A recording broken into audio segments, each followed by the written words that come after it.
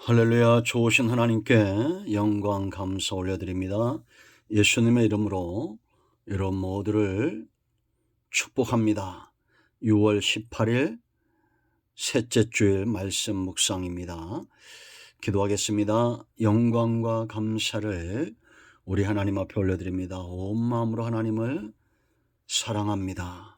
주의 보혈을 의지하여 싸우니 우리의 모든 죄와 허물을 사하시고 주의 이름을 의지하여 간구합니다. 하나님의 선하심과 인자함 가운데 응답하여 주시기를 원합니다. 거룩하고 복된 주일 하나님만 높이며 예비하며 경배하는 모든 주의 백성들을 축복하여 주시기를 원합니다. 성전을 찾아 예배하고 영상으로 말씀을 사모하는 모든 주의 백성들 가운데 위로와 은혜와 응답이 넘치는 시간 되게 하옵소서. 종을 낮추시고 겸손하게 하시고 오직 말씀의 도구만 되기를 원합니다. 오늘도 말씀하실 하나님을 사모하며 기다립니다. 예수님의 이름으로 기도합니다. 아멘. 자, 2장 디모데전서 2장입니다. 1절 말씀 한 절만 보겠습니다. 그러므로 내가 첫째로 권하노니 모든 사람을 위하여 간구와 기도와 도구와 감사를 하되. 아멘. 오늘도 이 말씀이 우리에게 큰 은혜가 되기를 예수님 축복드립니다. 축원드립니다. 자, 우리가 2시간에 걸쳐서 디모데전서 2장 1절로 8절 말씀에 이 기도가 왜 중요한가, 기도의 중요성에 대해서 그러므로 이것이 이를 위하여 이렇게 세 부분으로 나누어서 말씀을 들었죠. 첫 번째 권한다는 겁니다. 기도할 때 성도는 믿음에 서게 되어 있습니다. 믿음에서 파선했던 이 후메네와 알렉산더와 같은 사람들이 있죠. 믿음은 들음에서 나죠. 우리의 눈을 여실 때, 우리가 말씀을 가까이 하고 말씀을 들을 때 우리의 귀가 열려져야 됩니다. 믿음에 파선하는 일이 없어야 됩니다. 그런가 하면 우리가 3절에 있는 대로 하나님 앞에서 선하고 받으실 만한 것, 바로 기도죠. 기도하는 사람, 하나님은 그들을 통해서 여전히 일하십니다. 그런가 하면 이 복음에 대해서 담대히 선포하기 위해서 5절과 6절이 복음이라고 했습니다. 하나님은 한 분이고 하나님과 사람 사이의 대속물, 중보자 또 한 분이시다라는 겁니다. 기도하지 않으면 하나님과 멀어지게 되어 있습니다. 기도하지 않으면 하나님이 기뻐하는 삶에서 또한 멀어지게 되어 있습니다. 기도하지 않으면 담대함을 우리가 가질 수가 없습니다. 복음을 전하지 않고 어떻게 추구하는 영혼들을 살려내겠습니까? 기도의 사람들이 되어야 됩니다. 이 성읍에, 예루살렘 성읍에 하나님이 기도의 사람들을 세웠던 것처럼 저와 여러분이 거하는 성읍에 기도의 파수꾼들이 되어 이 성읍이 하나님 앞에 찬송이 되도록, 그때까지 하나님이 일하시도록 하나님께 부르짖어 하나님을 움직이는, 보호자를 움직이는 저와 여러분 되어야겠습니다. 우리가 하나님의 보좌를 움직이면 하나님은 저와 여러분의 삶 가운데 응답으로 은혜로 함께 하시는 겁니다. 이것이 성도가 사는 삶의 원리입니다. 자, 중요한 것은 기도의 시간이 어떻습니까? 늘었습니까? 기도의 중요성에 대해서 살펴봤는데 우리가 과연 얼마나 기도하고 있는지, 얼마나 사모함으로 하나님 앞에 나아가고 있는지, 기도에 대해서 머리로 아는 것은 그렇게 중요하지 않습니다. 기도의 자리로 나아가야 됩니다. 그럴 때 기도에 대해서 아는 것이 중요하게 되는 겁니다.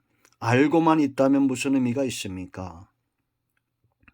기도의 중요성을 모르는 자가 누가 있습니까? 기도의 자리로 나아가야 됩니다. 지난주 엊그제죠, 금요일 새벽에 제가 참 많이 놀랐는데 올라가니까 벌써 여러분이 오셔서 예배가 시작 전인데 뜨겁게 기도하는 모습이 있었습니다. 에제벨이 부흥의 역사를 저는 사모하고 우리 교회도, 한국 교회도 그와 같은 성령과 은혜의 역사가 나타나기를 기도하고 있습니다. 그 조짐들이 이 땅에 나타나기를 원합니다. 여러분, 기도하셔야 됩니다. 두 사람, 세 사람이 함께하는 곳에 하나님이 함께 하신다 분명히 약속하고 있습니다. 자, 이제 오늘 이 한 절, 1절 말씀을 가지고 말씀을 나누고요. 이제 다음 주는 이제 9절로 가게 될 겁니다. 여기 기도의 방법이 있습니다. 첫째로 권한다 하면서 모든 사람을 위하여 말합니까? 간구, 기도, 도고, 감사를 하라. 기도의 4가지 영역입니다. 여러분, 성도는 세월이 갈수록 기도의 중요성에 대해서 아는 자들입니다. 왜냐?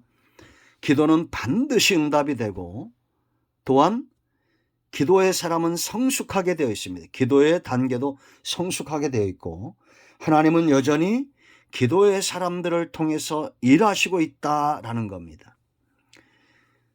이 기도의 4가지 영역 가장 첫 단계가 중요한데요. 이 간구입니다. 헬라어로 데세이스, 절박한 상황에서 부르짖는다는 겁니다. 이건 어떤 의미가 있습니까?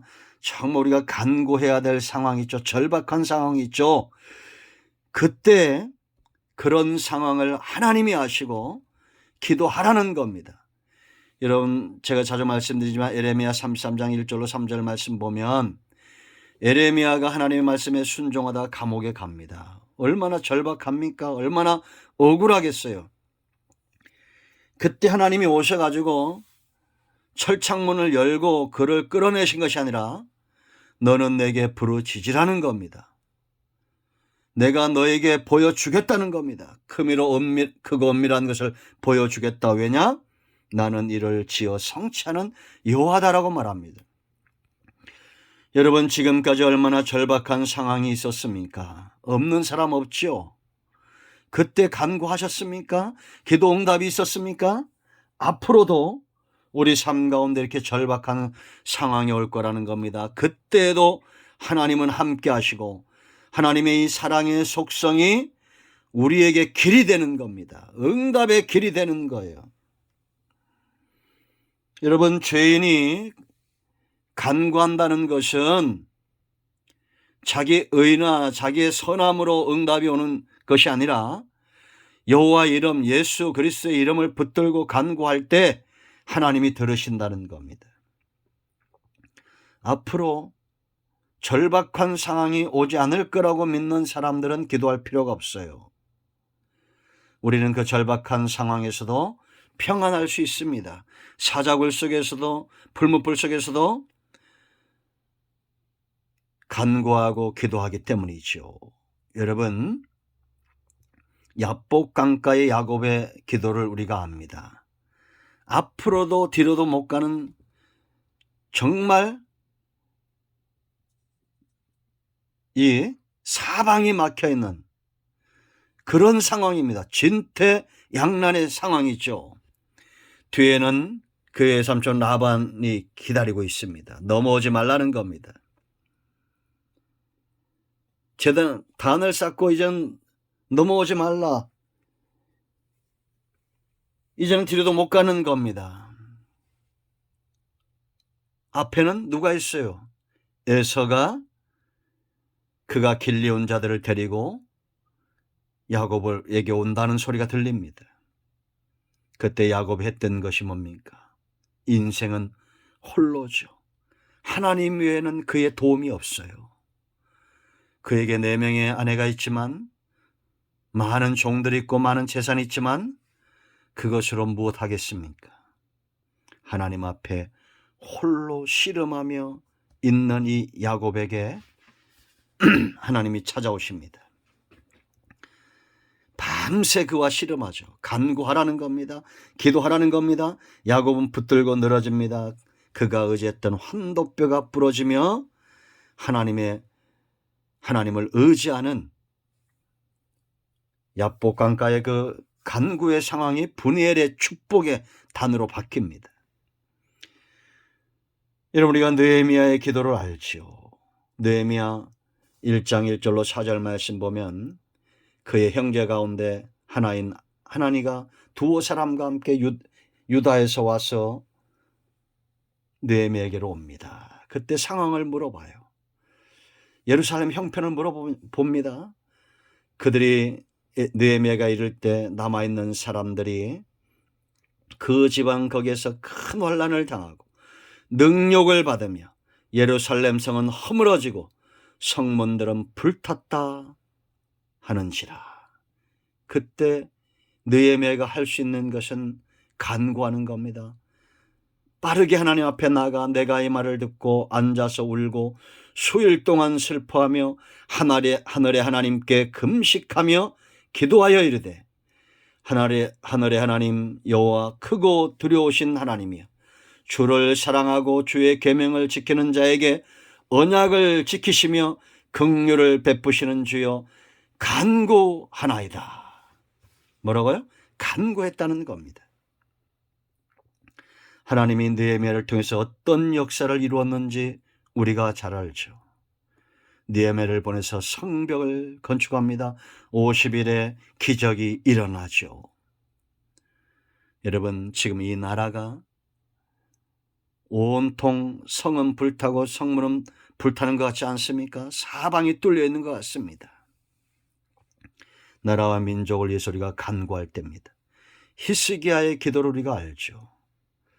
열왕기하 20장 2절 3절 말씀을 보면 히스기야가 여러분 19장에서 큰 아수르와의 전쟁에 승리하는데 승리의 기쁨도 잠시 그가 죽을 병에 걸립니다. 그때 히스기야가 20장 열왕기하 20장 2절 말씀 보면 히스기야가 낯을 벽으로 향하고 얼굴을 벽으로 향했다는 거예요. 여호와께 기도하여 이르되 여호와여 구하오니 내가 진실과 전심으로 주 앞에 행하며 주께서 보시기에 선하게 행한 것을 기억하옵소서 하고 히스기야가 심히 통곡하였더라. 간구한 겁니다. 통곡한 겁니다. 응답이 즉각 옵니다. 4절 말씀 보면 이사야가 성읍 한가운데까지 또 이르기 전에 여호와의 말씀이 그에게 임하였다라고 말합니다. 간구하십시오. 여러분, 소경거지 바디메오의 간청 마가복음 10장 47절 그의 눈이 떠지는 응답이 있죠. 간구해야 될 상황에 우리는 기도해야 됩니다. 무엇보다도 예수님이 십자가 큰 고난을 앞두고 겟세마네 동산에서 3번 하나님 앞에 나가 기도할 때 이마에서 흐르는 땀방울이 뭐가 됐어요? 핏방울이 됐다는 겁니다. 모세혈관이 터지고 얼마나 힘있게 기도했는지 모세혈관이 터져서 핏방울로 되어진 거예요. 이걸 믿지 못하는 어떤 목사님이 이건 비유라고 설교했는데 자기 아내가 해산할 때 얼마나 힘을 쓰는지 이마에서 모세혈관이 터져서 핏방울로 흘러내리는 걸 보고 그때서야 깨달았다는 겁니다. 정말 해산하는 그 고통으로 예수님이 십자가의 고난, 그 고통 때문에 기도했겠어요? 구속사의 완성을 위하여 기도하신 겁니다. 자, 두 번째 단계는 기도의 단계입니다. 이렇게 간구하면 기도의 단계로 나가게 됐어요. 헬라어로 프로슈켄데 하나님과의 교통의 단계입니다. 간구의 단계에서는 내 문제만 보여요. 그런데 이제 시간이 가면서 하나님을 알게 되고 하나님과 소통하는 교통의 단계가 됩니다. 민수기 12장을 보면 12장 12절에 하나님께서 모세에게 말하죠. 그와는 내가 다르다는 겁니다. 8절 말씀 12장 8절 말씀 보면 그와는 내가 대면하여 명백히 말하고 은밀한 말로 하지 아니하며 그는 또 여호와의 형상을 보거늘 너희가 어찌하여 내 종 모세 비방하기를 두려워하지 아니하느냐. 이런 사람들 지금도 있습니다. 여러분, 우리는 모세 시대보다도 성령 안에서 간구하고 성령은 우리를 위하여 말할 수 없는 탄식으로 로마서 8장 20절에 기도하고 있다고 분명히 말씀하고 있죠. 기도하는 사람들이 누리는 가장 큰 은혜와 은총은 성령 안에서의 소통입니다. 말씀을 읽을 때, 기도하다 말씀을 읽을 때 이것이 꿀처럼 달아지고 깨달아지고 하나님의 응답으로 읽혀지고 보여지는 거예요. 기도한다고 하지만 이 단계를 체험하지 못한 분들은 여전히 간구의 단계에 머물러 있습니다. 여러분, 다윗의 기도를 보세요. 다윗의 고통이 무엇인지 아십니까? 시편 27편 9절 말씀 보면 주의 얼굴을 내게서 숨기지 마소서. 이건 어떤 의미가 있어요?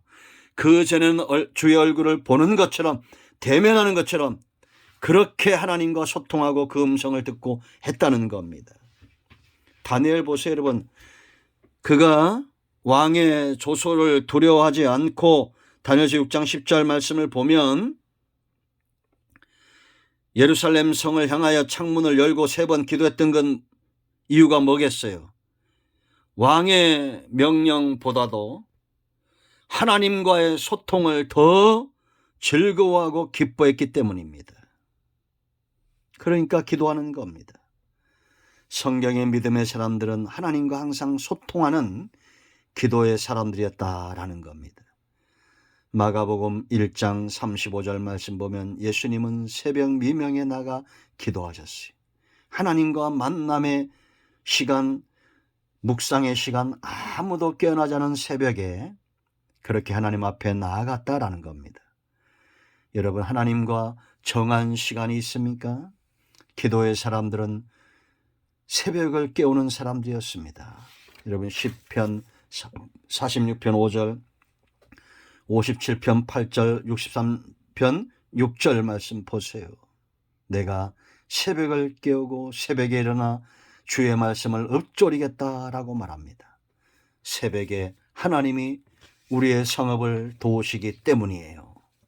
여러분, 하나님과 소통하는 기도의 재미를 맛봐야 됩니다. 이것이 기도하는 사람들에게 주어지는 은혜요, 은총입니다. 자, 3번째 단계는 도고의 단계입니다. 엔툭세이스. 하나님과 교통하다 보면 이제 변화가 일어나는데 하나님의 가슴을 알게 돼요. 여러분, 우리가 부부도 오래 살면 상대방의 마음을 알아야 됩니까? 몰라야 됩니까? 알아야 되죠. 뭘 좋아하는지, 어떤 걸 싫어하는지 알게 되어 있습니다. 부모와 자식 간에도 마찬가지고 친구 간에도 마찬가지고 오랜 세월이 준 은혜죠. 하나님과 오랫동안 기도하면서 여전히 여러분 10년, 20년 항상 기도 제목이 똑같을 수 없습니다. 이제는 하나님의 가슴으로 세상을 바라보고 교회를 바라보고 하나님을 바라보는 거예요. 여러분, 이게 바로 제사장적 기도입니다. 제사장은 하나님 앞에 나갈 때 그 가슴에, 어깨에 12지파의 이름이 있었습니다. 하나님과 사람 사이에 선 사람, 바로 제사장입니다. 여러분, 출애굽기 32장 32절 말씀을 보면 모세가 기도하죠. 지금 이스라엘 백성들이 어떤 상황에 있습니까? 우상 숭배해서 하나님의 진노의 칼이 그들에게 임하고 그들을 다 멸하시겠다는 거예요. 그때 모세가 기도하죠. 그러나 이제 그들의 죄를 사하여 주시옵소서. 그렇지 아니하시오면 원하건대 주께서 기록하신 책에서 내 이름을 지워버려 주옵소서. 여러분, 바울도 똑같은 상황에서 기도합니다. 로마서 9장 3절, 10장 1절 말씀 보면 그 형제 고륙 친척이 구원받기 위해서 차라리 자기가 하나님의 기록한 책 생명책에서 제하여 버린다 할지라도 구원을 원한다라고 말하죠. 바울이 모세의 기도를 기억했을까요? 충분히 그럴 수 있을 겁니다. 우리는 예수님의 십자가상의 기도를 기억하죠. 누가복음 23장 34절, 아버지여 저들의 죄를 사하여 달라고. 저들이 하는 짓을 저들이 알지 못한다고 말합니다. 그들의 구원을 위해서 기도하는 겁니다. 다윗도 여러분 28편, 시편 28편 9절 말씀 보면 이 백성의 목자가 되셔 영원토록 그들을 인도해 달라고 중보합니다. 이 백성을 구원하시고 주의 산업에 복을 주시고 이들의 목자가 되어 영원토록 인도해 달라고. 하나님의 가슴을 아는 자는 이렇게 기도하게 되어 있습니다. 그 마지막으로 네 번째, 이제는 선제적 감사가 나와요. 이미 문제가 해결돼서가 아니라 하나님의 응답을 받았기 때문에 감사가 나오는 겁니다. 이 감사는 유카르시스티아. 기도 응답을 체험하고 이제는 삶의 변화가 생긴 겁니다. 여러분, 시편 34편을 보면 다윗이 사울 왕을 피해서 가드 아기스에게로 도망갔다가 거기서 미친 채 광인 행세를 해서 구원을 받죠. 그리고는 그가 변합니다. 완전히 하나님 앞에 다짐합니다. 뭐라고 말하냐? 34편 1절 말씀 보면 내가 여호와를 항상 송축하며 내 입술로 항상 주를 찬양하리다 라고 말합니다. 내 영혼이 여호와를 자랑하리니 곤고한 자들이 듣고 기뻐하리로다. 감사와 찬송은 체험에서 옵니다. 성도는 기도의 자리에서 감사가 나온다는 걸 알아야 됩니다. 응답이 그곳에 있기 때문이에요. 시편 16편 11절 말씀 보면 다윗이 말하죠. 주께서 생명의 길을 내게 보이시리니 주 앞에는 충만한 기쁨이 있고 주의 오른쪽에는 영원한 즐거움이 있나이다. 여러분, 간구의 자리로 절박한 상황을 하나님은 감사의 자리로 바꾸시는 분입니다. 우리 일생에 이런 절박한 상황이 올 때, 우리가 감당해야 될 사역들이 있을 때, 지금 바울은 특별히 에베소 교회에 믿음이 파손하고 있는 이런 사람들 때문에 간구하라고 말합니다. 영적인 문제, 구원의 문제, 생명의 문제, 위기가 온 사람들, 그런 사람들을 위해서 간구할 때 하나님은 감사의 자리로 바꾸시며 응답을 주실 겁니다. 여러분들이 어떤 상황에 있느냐는 중요치 않습니다.